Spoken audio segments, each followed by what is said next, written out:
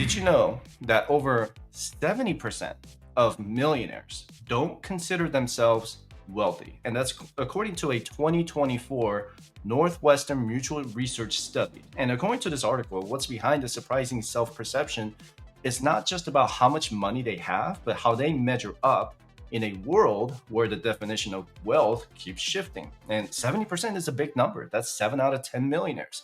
And those numbers can be discouraging for those who are actively trying to save and invest in their financial freedom. But don't get this article or this research wrong. Having a seven-figure net worth or seven-figure investments is a major milestone. And if it was so easy, why do only 6.5% of Americans have a net worth in the seven figures or more? And that's 1 in 15 Americans. So if people try to diminish the milestones of becoming a millionaire, don't listen to them. It's not easy to achieve. 7 out of 10 millionaires do not feel rich or feel the wealth. The value of a dollar depends on where you live and how much your neighbors earned. In cities like San Francisco, DC, or New York, I was just in DC and New York. Covering childcare and keeping up with the rising cost of living can be a struggle. And I know this because I just got back from DC and New York City. Having been to those expensive cities myself, I can honestly tell you that a Caesar salad in Vegas at $6 could be $15 or $20 if you order in New York or DC. And retiring in DC or New York with $1 million is probably not going to be enough in the future, but it may be enough to retire in a low cost of living area like in the Midwest or maybe overseas. And another survey that was done by Charles Schwab showed that Americans believe having $2.5 million in net worth is the milestone to be considered wealthy. But what does it actually mean to live on 2.5 million? If I asked a normal person who doesn't understand the 4% withdrawal rule, they would just simply tell me that they don't know, but they feel like it's enough, right? 2.5 million net worth. Well, I'm a multimillionaire. Because remember that being wealthy is relative. The value of a dollar depends entirely on your overall expenses. If your cost of living continues to increase, you're going to eventually feel like 2.5 million is not going to be enough to live on, even if you understand the 4% withdrawal. Okay. And you have to remember that when it comes to being wealthy, it's all a numbers game. The biggest question I always ask is if you can live on your investments without an active income.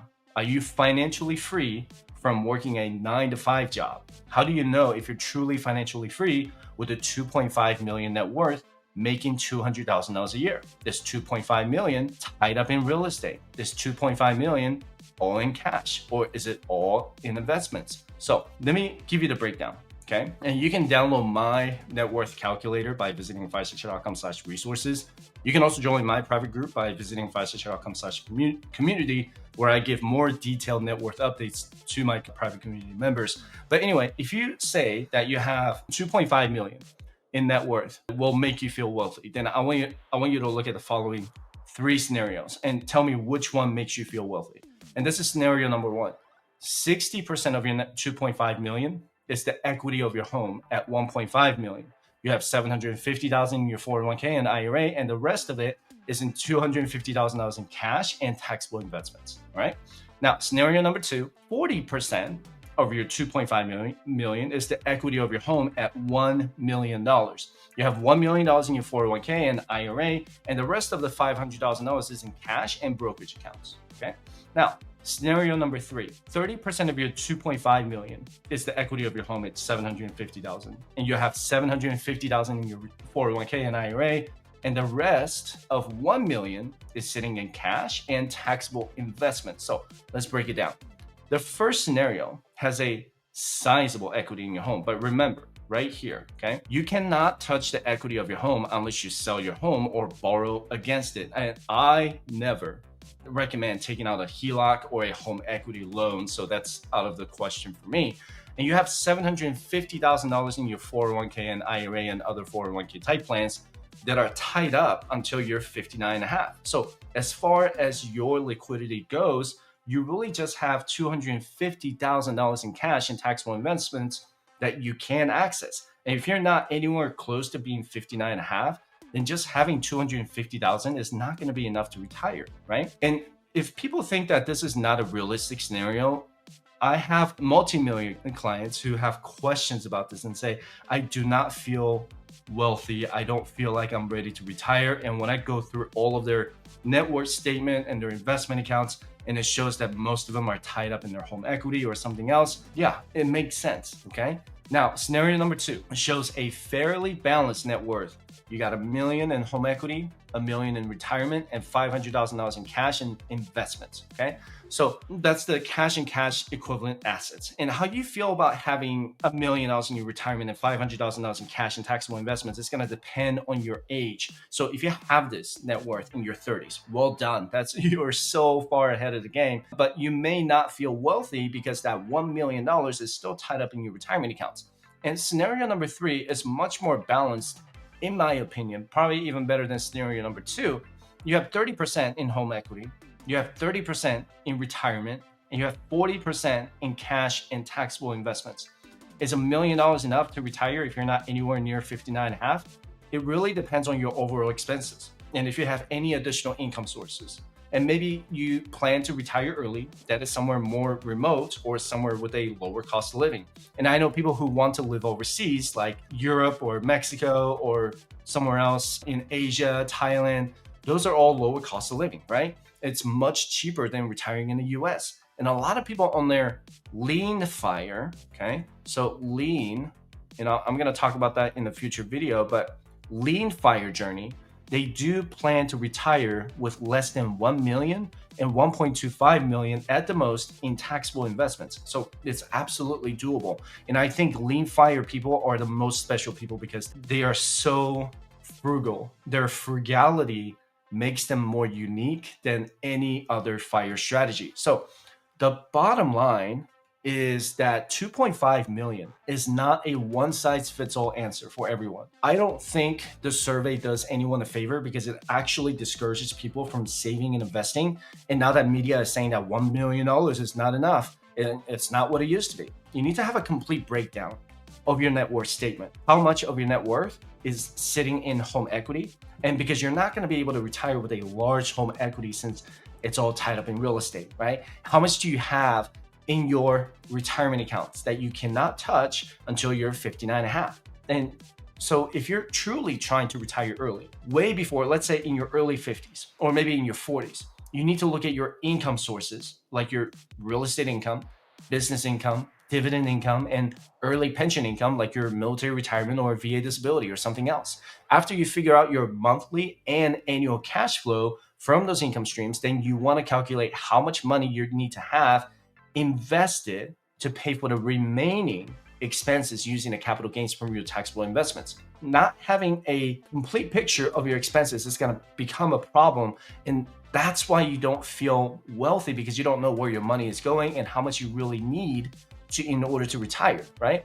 And another contributing factor to high income earners feeling poor is that they don't know, as I said, when their money is coming in or where their money is going, and they're not keeping track of their expenses.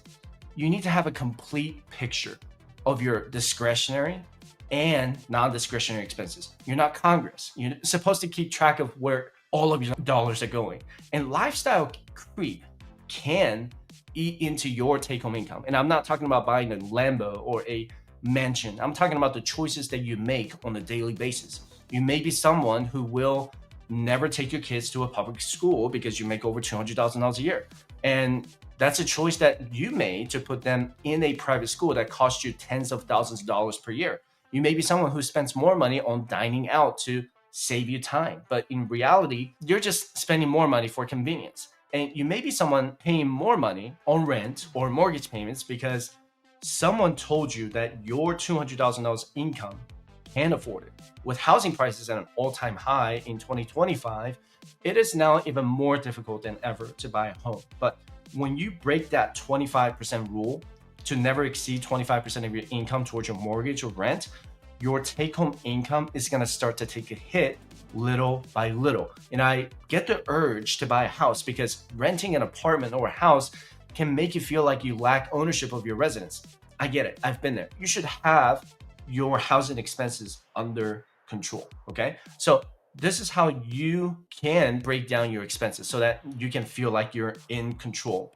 People don't feel like they're wealthy because they don't feel like they're in control of their money, inflow and outflow. So one, you need to know how much or what you need to survive.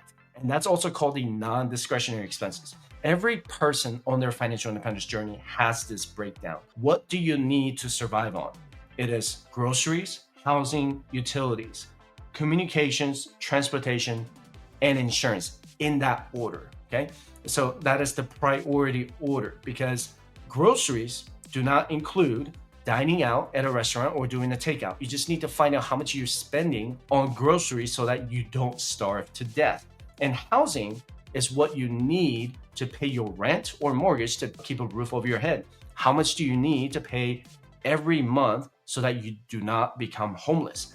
Utilities are what you need to keep your home running: electricity, gas, water, and trash. How much do you need to pay every month so that you can shower with hot water? And communication is a category for the internet and cell phones to maintain communication with your job and family. How much do you need to pay at a bare minimum to keep your cell phone and the cheapest internet service?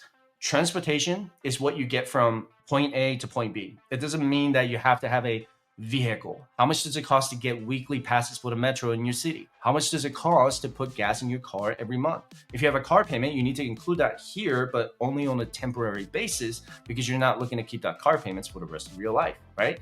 And insurance is a must in many states, like car insurance, homeowners insurance, or medical insurance. How much does it cost to maintain those insurance policies so that you don't die in the ER or end up paying tens of thousands of dollars for someone else's vehicle because you decided to text and drive? So these are all of your non-discretionary expenses. So let's say you need $4,000 a month to maintain these expenses. I always recommend having 1 month of non-discretionary expenses in your checking account. So in this case, $4,000 in your checking account. Then I recommend having an additional 5 months of expenses, okay, in your emergency fund. So that would be $20,000. And you want to put it in a high yield savings account paying you 4% in APY. So in this case, again, you're going to have $20,000 or 5 months of expenses sitting in your emergency fund paying you 4% APY. So you're going to have a total of $24,000 in liquid cash. This is your starting point, okay? Then you want to look at what else you spend on, and that is considered discretionary. A discretionary expense is considered non-essential or something you choose to spend money on, but not necessary for survival. And these expenses include entertainment, dining out, luxury, or convenience. So let's say you're going to spend another, I'm going to put $3,000 a month on dining out, streaming services, travel and vacations, designer clothing, hobbies, concerts, movies, and video games. And that's gonna be $36,000 a year, okay? All right, so if you need, right here, it says 48K per year to maintain those non-discretionary expenses and 36,000 a year to maintain your discretionary or entertainment expenses.